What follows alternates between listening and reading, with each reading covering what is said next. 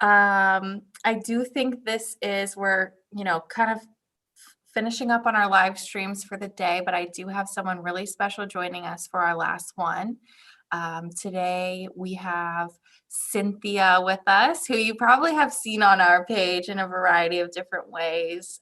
She always is very reliable, my go-to when I need a video or, somebody to be in the comments. I can always count on Cynthia. So thank you so much for joining us and always being You're a welcome. willing volunteer. Oh, you're welcome. Thank you for having me. Thank Miss Yasa for bringing me along.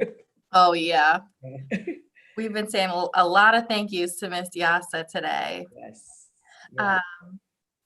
So I skipped over my own introduction, but I'm assuming everyone by now hopefully knows who I am. I'm Catherine. I'm the Development and Communications Coordinator here at Southside Center of Hope. And I have been here all day, Giving Tuesday, smiling and talking.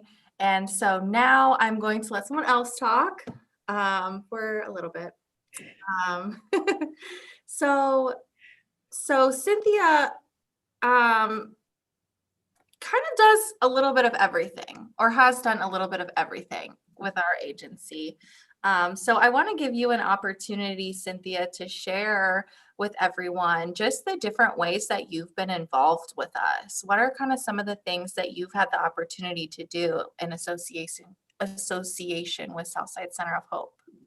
So again, thank you, Katie, for allowing me to be a part of this forum. And again, thank Miss Yasa for allowing me to come alongside Southside Center of Hope, formerly St. Martin de Porres House of Hope, because that's how people always associated me with the agency. But so actually it was about three and a half or so years ago, my deacon, because I'm a pastor of ministry, and so my deacon had read an article in the paper about St. Martin de Porres House of Hope, and he know that I was looking for entity for outreach activities, and he know I talked about going into some of the facilities and being able to empower people.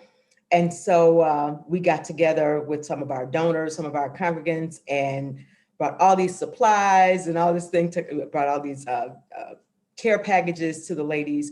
And I talked to Miss Yasa about coming alongside and being a little bit more engaged up close and personal. So fortunately, and just something that so impacted my life, being able to do the morning meditation with the ladies on Fridays it was the highlight of my week. I mean, it was the thing that just gave me life. I could be dragging going to work, but on Friday mornings, I know I'm going to St. Martin de Porres House of Hope, and I'm going to empower these ladies. So our 30 minutes would always go by so quickly, but just being able to pour into these women who were looking to improve their quality of life. And so my personal mission is to empower others. So I am empowered to empower others.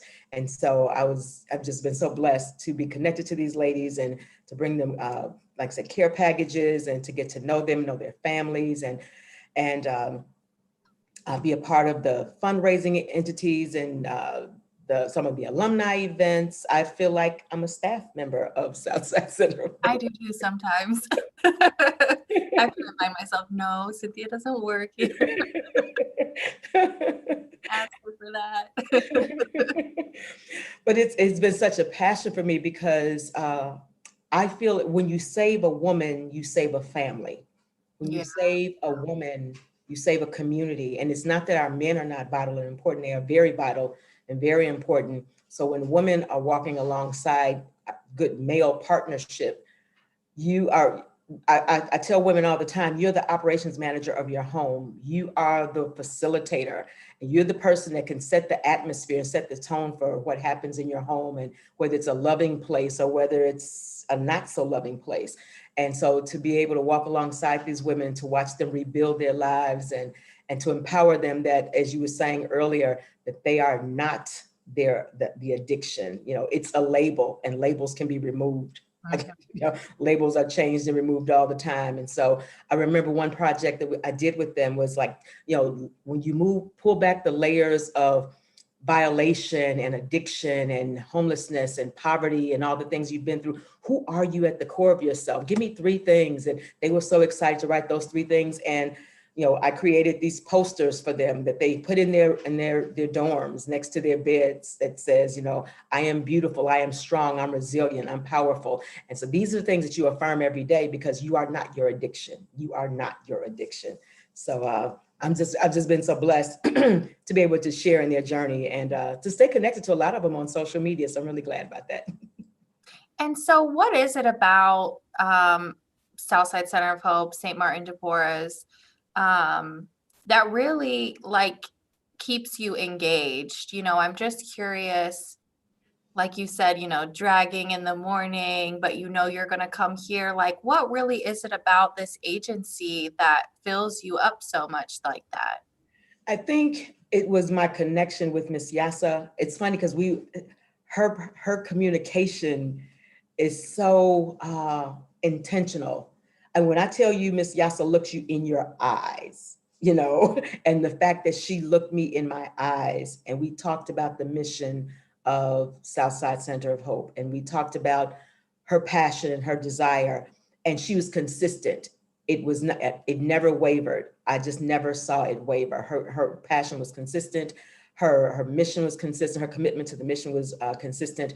The communication I received as to what was going on, I just felt like it was a soul connection for me, being with Southside Center of Hope, living in the area, living in the community. So I always believe in building up where you live. Oftentimes, we'll go downtown to help those, and that's fine. They need help, but it's like, let me help right at the end of my fingertips. Yeah.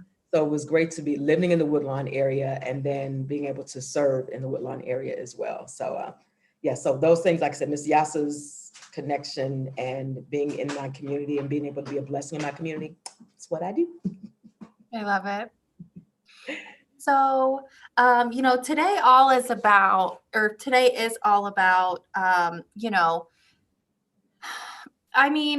it is Giving Tuesday, we're fundraising, but, also one of our big goals that I've been talking about all day, and, it's very ongoing for us, is spreading awareness about our mission, spreading awareness about the issues that we address.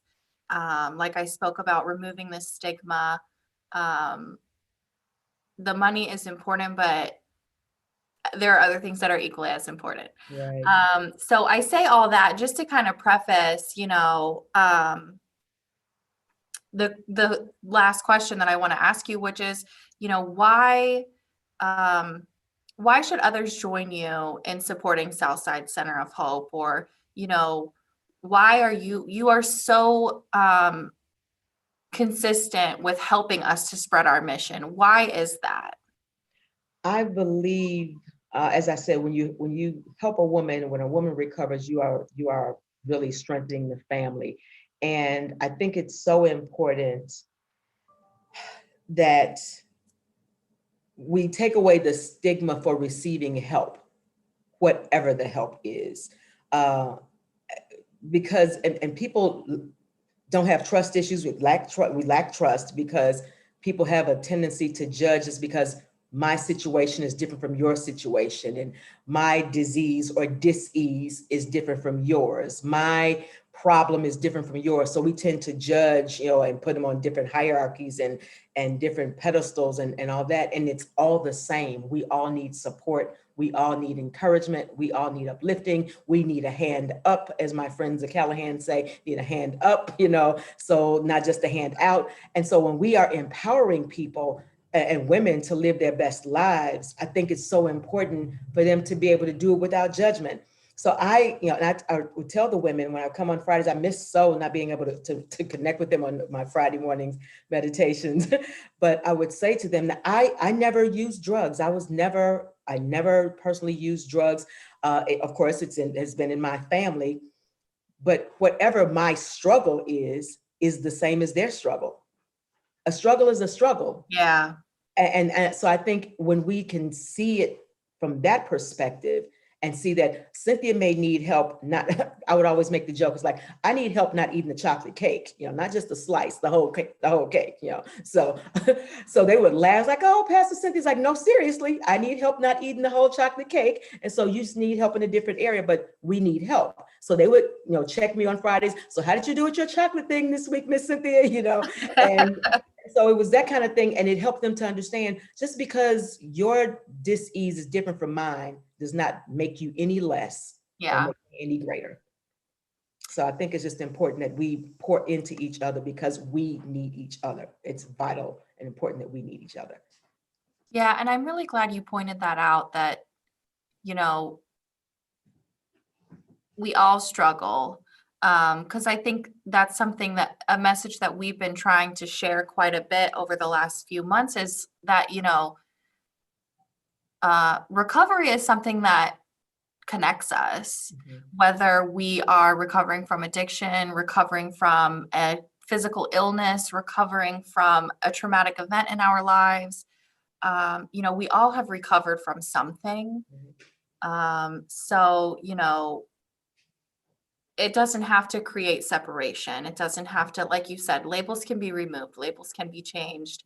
It's really important that we find those commonalities and be able to create, a community Yes. to help each other. Yes. So I'm really glad that you brought that up without me having to prod you for it, because that just really aligns very well with the narrative that, we also share on our page.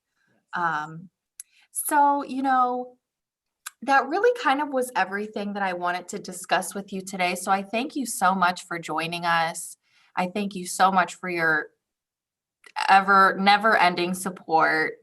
And, I'm really looking forward to when we can go back to normal.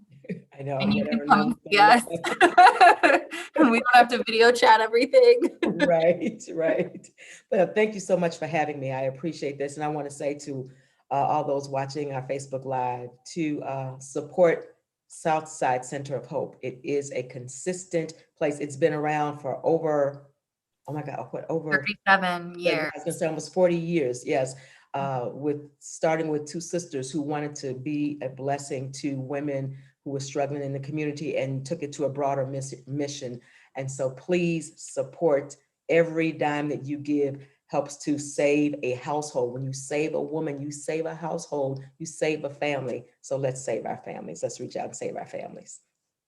Thank you so much, Pastor Cynthia. You're so welcome. Happy Giving Tuesday. Thank you. Thank you. See you later. Yeah.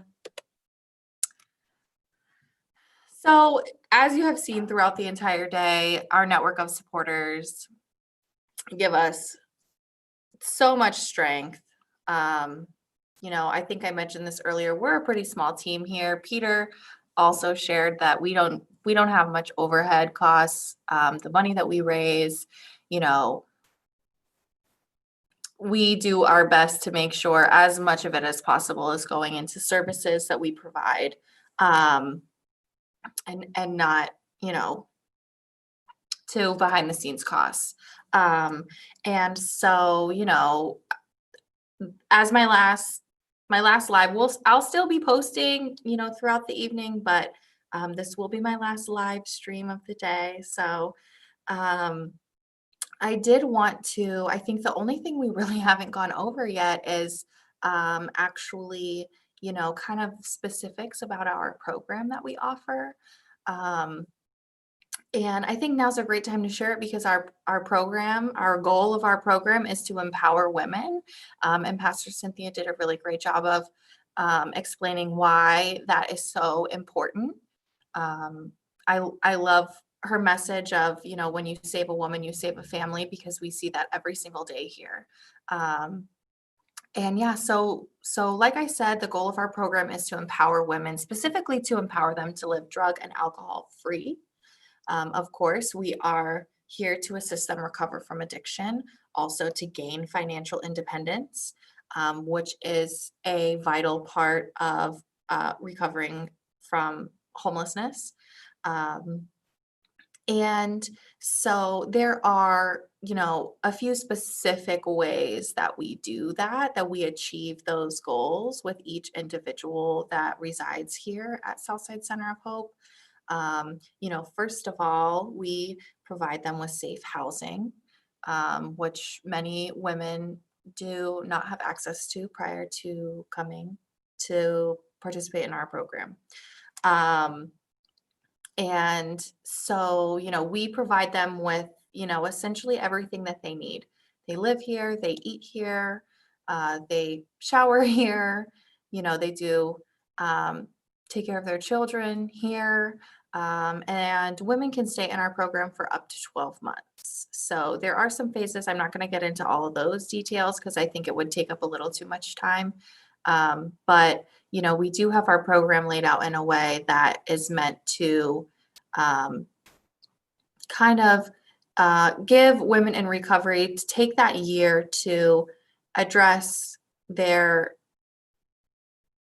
personal issues, maybe trauma or, family issues, financial issues, address all those things right up front that could be triggers for their addiction, identify them, gain tools to cope, and then, safely transition into their next phase, reintegrate, find work, find housing, save money, everything that maybe we take for granted,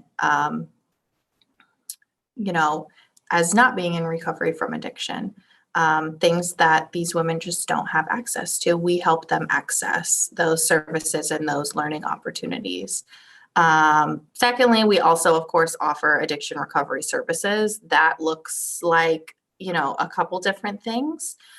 We do have groups that we host on site on a variety of topics, anger management, life skills, financial independence. Our residents also receive individual counseling.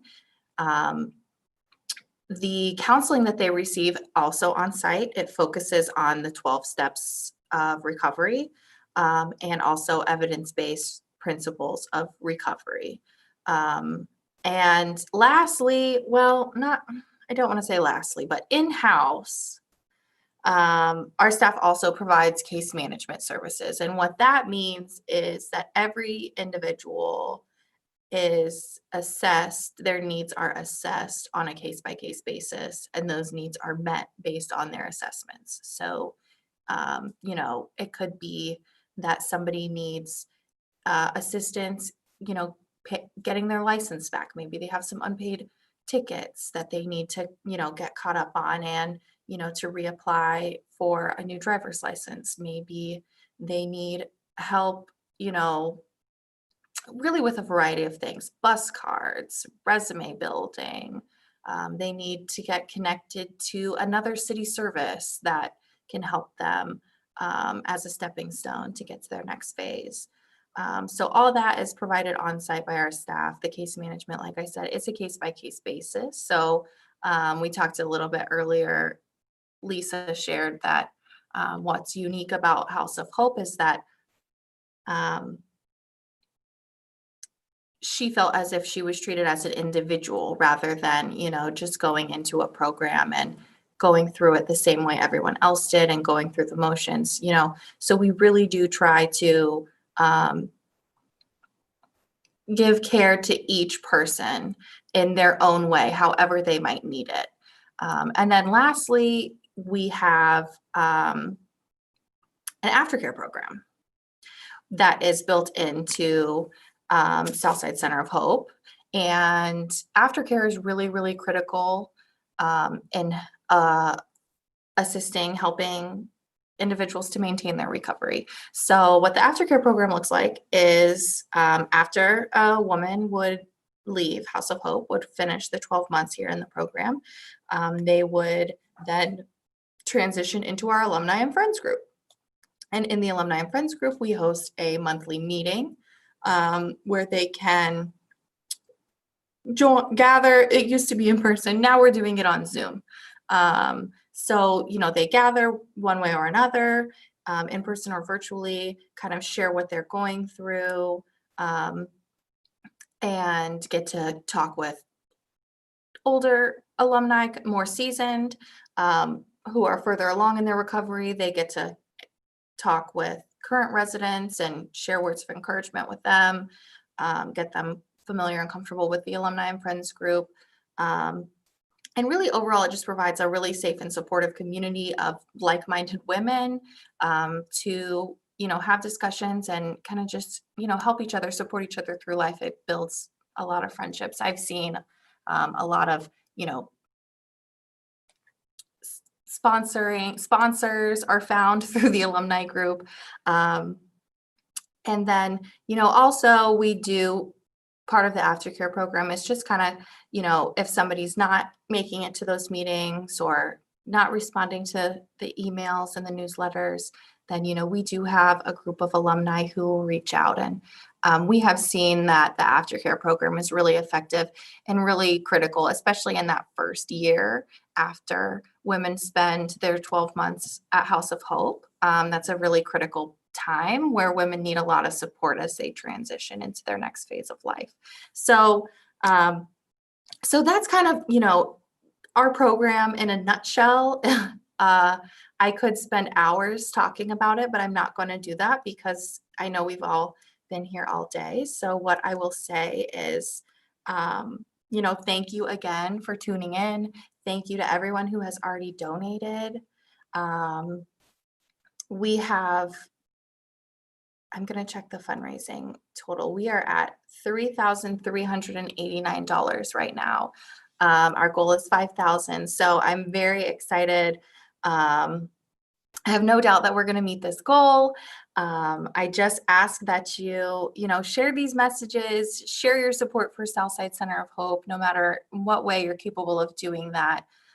Leave me a comment, follow our page, sign up for our e-newsletter, whatever you're able to do. I am beyond grateful, and I'm so happy with everyone that joined today, in person or on the Zoom or just, as watchers.